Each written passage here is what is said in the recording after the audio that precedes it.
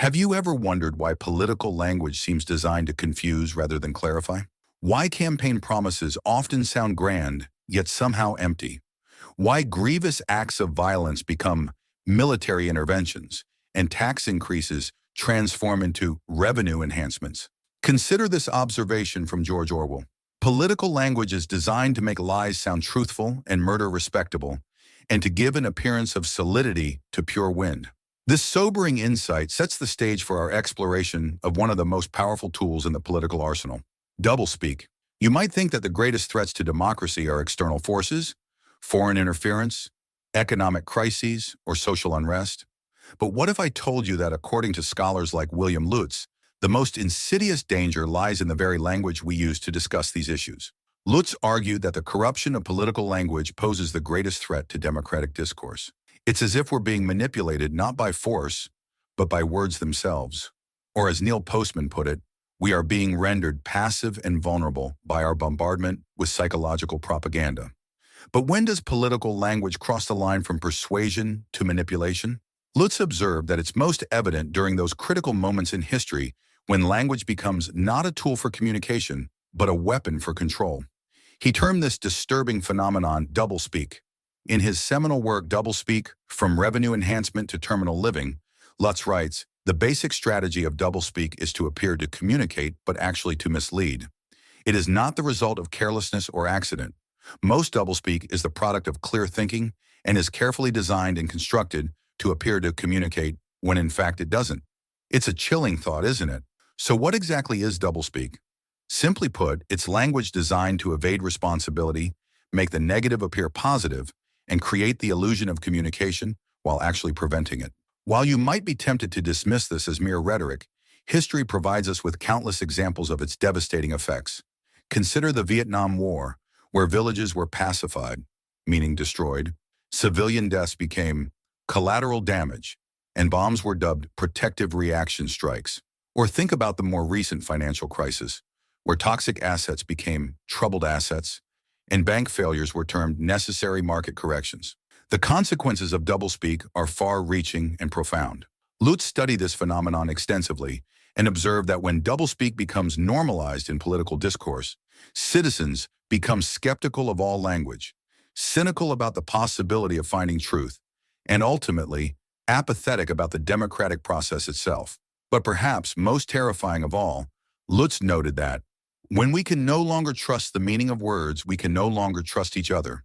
This explains how doublespeak can erode the very foundations of democratic society. What makes this phenomenon even more insidious is that those who employ it often do so with full awareness of its effects. Unlike simple lying, doublespeak is a sophisticated form of linguistic manipulation that requires careful thought and deliberate construction. To truly understand how doublespeak operates in the political arena, we must examine its four main forms: euphemism, jargon, gobbledygook, and inflated language. Each serves a specific purpose in the arsenal of political deception. 1. Euphemism, the gentle deceiver. Euphemisms in politics aren't merely about politeness, they're about power. When a politician refers to torture as enhanced interrogation techniques or civilian casualties as collateral damage, they're not just softening the language, they're actively reshaping reality. The danger lies not in the existence of euphemisms, we all use them in daily life, but in their systematic deployment to mask morally questionable actions. As George Carlin famously observed, this softening of language has real consequences. Shell shock became battle fatigue, then operational exhaustion, and finally post-traumatic stress disorder. With each iteration, the raw human experience becomes increasingly obscured. 2. Jargon, the false prophet of expertise. Political jargon serves a dual purpose. It creates an illusion of expertise while excluding the uninitiated from meaningful participation in discourse. When politicians speak of strategic reallocation of resources instead of budget cuts, they're not just using specialized language. They're creating a barrier between themselves and their constituents. This specialized vocabulary becomes a tool of power, allowing politicians to claim expertise while avoiding accountability. After all, how can citizens challenge policies they can't even understand? 3. Gobbledygook, the fog of confusion. Perhaps the most blatant form of political doublespeak is gobbledygook. the deliberate use of overcomplicated language to confuse and overwhelm. When a simple policy decision is buried under layers of complex phraseology and circular reasoning, it becomes nearly impossible for citizens to engage in meaningful debate. Consider this actual example from a government document. The objective of this integrated logistics support plan is to ensure that the maintenance planning and support provisions for the system are adequately planned, acquired, and deployed at the least cost consistent with peacetime and wartime requirements. In plain English, we need to make sure our equipment works and we can afford to maintain it. The fourth horseman of linguistic deception is inflated language. Words that make the ordinary seem extraordinary and the mundane appear profound. This is particularly evident in political campaigns, where simple proposals are dressed up in grandiose terms. A politician doesn't just plan to fix roads. They propose a comprehensive infrastructure revitalization initiative. They don't just want to help farmers. They advocate for strategic agricultural enhancement programs. Understanding these four forms of doublespeak is crucial, but it's equally important to recognize how they're deployed in contemporary political discourse. The modern political landscape has evolved sophisticated mechanisms for spreading and normalizing doublespeak. The first mechanism is what linguists call semantic satiation, the repetition of phrases until they lose their original meaning and become accepted as normal political discourse.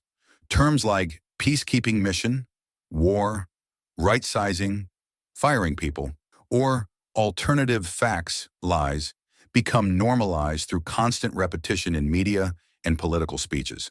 The second mechanism is the creation of what George Orwell called ready-made phrases, prepackaged combinations of words that do the thinking for us. These phrases become mental shortcuts that bypass critical thinking. When we hear national security, for instance, we're less likely to question the specific policies being proposed under that banner. The third mechanism is what scholars call terministic screens, words and phrases that direct attention towards certain interpretations of reality while directing attention away from others. When politicians speak of tax relief, they're framing taxation as an affliction from which citizens need relief, rather than as a civic duty or social investment. In our modern world, the tools for spreading doublespeak have become infinitely more sophisticated.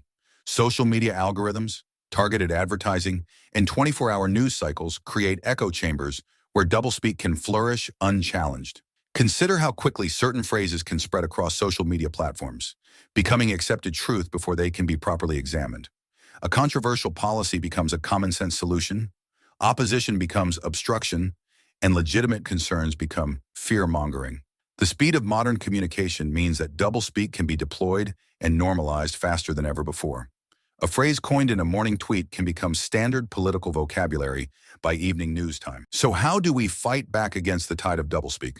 The answer lies in vigilance and clarity.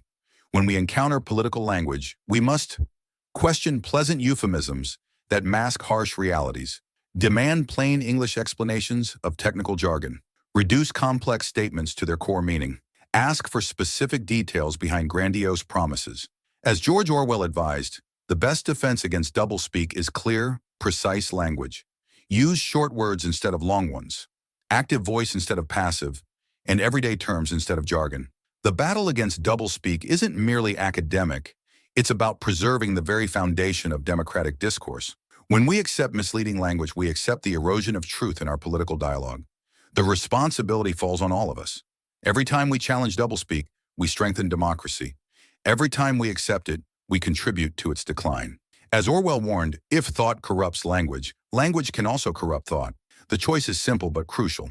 Will we accept the numbing comfort of political doublespeak, or will we demand the clarifying light of honest discourse? The future of our democracy may depend on how we answer this question.